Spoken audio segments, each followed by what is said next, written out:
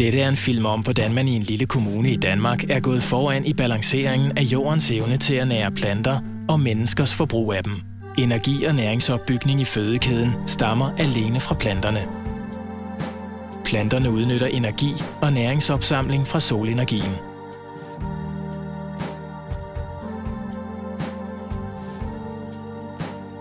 Billund Vand er et forsyningsselskab i Billund Kommune. En stor del af Billund Kommune er landbrugsområde med produktion af kartofler, korn, grovfoder til køer, mælk og svineproduktion. Her går fødevareindustri, forbrugere, landbrug og borgere hånd i hånd om at sikre, at de næringsstoffer og afgrøder, der fjernes fra markerne, udnyttes og føres tilbage efter forarbejdning og menneskelig konsum. Høstafgrøderne anvendes i den vegetabilske fødevareindustri til produktion af forskellige fødevareprodukter. Nogle af høstafgrøderne bruges som foder i svineproduktion. Grisene slagtes og bliver til menneskeføde. Restprodukterne fra slagtningen og andre fødevareindustrier samles og føres til videre forarbejdning, hvor de sidste rester af energiindhold og næringsstoffer udnyttes.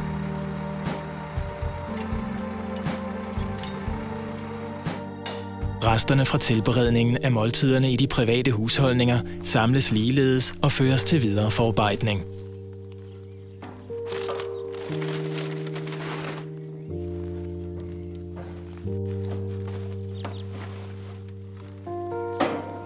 Her kommer skraldemanden og henter papirsækken med madaffald.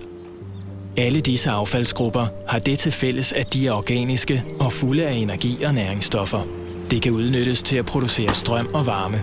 Derudover giver det et næringsrigt restprodukt, som anvendes til at nære nye afgrøder.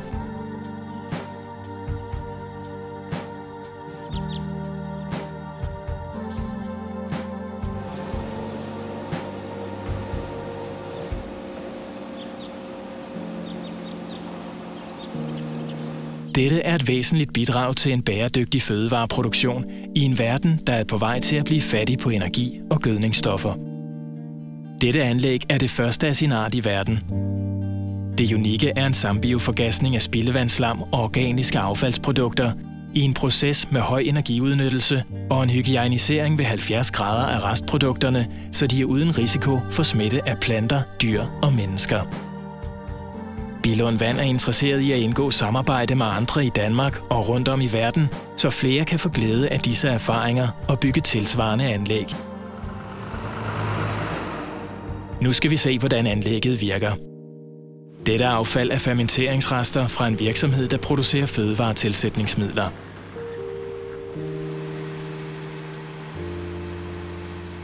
Her kommer renovationsvognen med madaffald fra dagrenovationen. Det samles ind både i byen og på landet. Madaffaldet bliver hentet hver 14. dag. Temperaturen i Danmark er sjældent over 30 grader, og 90% af tiden er udetemperaturen under 20 grader. Processerne på anlægget er integreret og blander flydende og fast affald. Slam fra husspildevand, herunder toiletter, blandes med dagrenovationen, det vil sige madaffald, som borgerne sorterer til en renhedsgrad på 99%. Dette blandes også med organisk industriaffald fra fødevareindustrien i området. Inden og under blandingen neddeles de faste dele. Først blandes de neddelte faste dele med slam, derefter blandes det med industriaffald, hvorefter det hygieniseres ved 70 grader, nedkøles til 40 grader, bioforgasses og afvandes, før resterne deponeres på et lager, der kan rumme 1 års produktion. Fra denne tank indpumpes spildevandsslammet. Madaffald neddeles i en 2-trinsproces, hvori der også sker en magnetseparering af jern. Det færdigt neddelte madaffald lagres i et mellemlager, hvorfra der overføres den nøjagtige mængde, der er behov for. Dette sker via et computerstyret transportbånd. I pulveren sammenblandes og findeles spildevandsslam og neddelt madaffald i batches af 10 kubikmeter.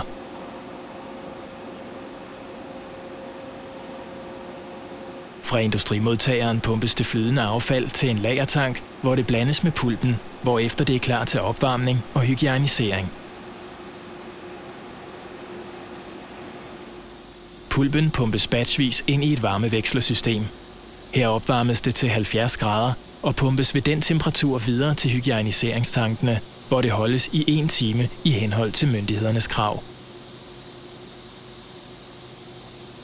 Efter 1 time pumpes pulpen gennem varmeveksleren igen og nedkøles til 40 grader. Ved nedkølingen overføres varmeenergien til den næste batch, der skal opvarmes.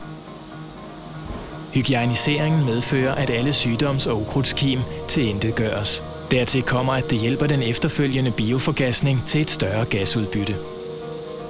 Fra hygieniseringstankene pumpes pulpen batchvis videre til nedkøling i varmevekslerne, og derfra til reaktortanken, hvor en bioforgasning starter. Bioforgasningsprocessen er mesofil.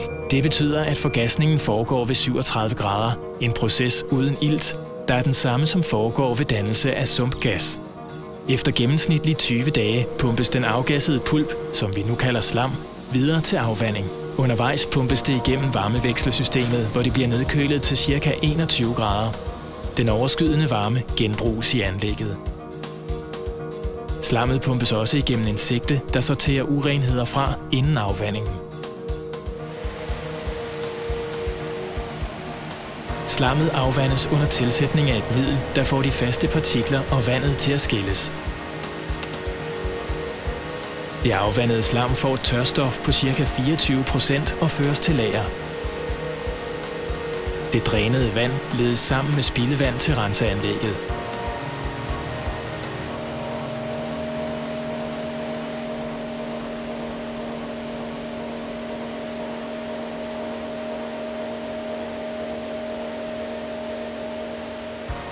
I dette lager er der plads til en års produktion af slam.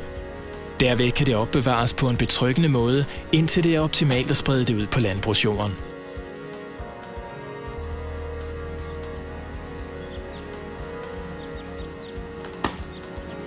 Om foråret, inden markerne tilsås, spredes slammet på markerne efter en nøje beregnet gødningsplan. Det sikrer, at markerne ikke tildeles mere næring, end planterne har brug for.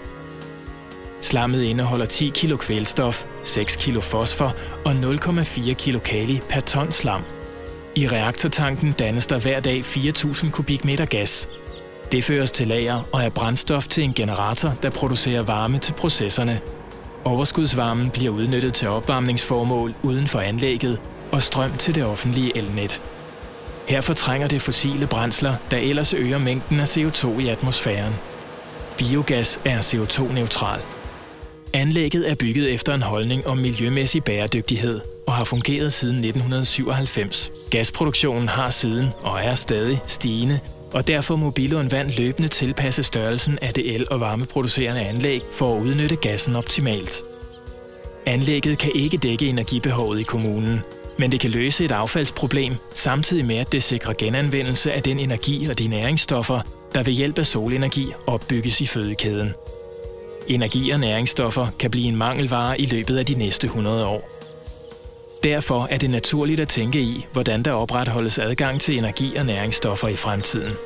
Ved at tænke og planlægge langsigtet kan man sikre et velfungerende økosystem, et rigt flora og fauna og bæredygtig produktion af fødevarer. Med den stigende industrialisering og urbanisering er der brug for at tænke i disse løsninger. Bearbejdes affaldet efter denne model, kan der mange steder i verden produceres strøm og varme nok til at dække 25-50% af det nuværende energiforbrug.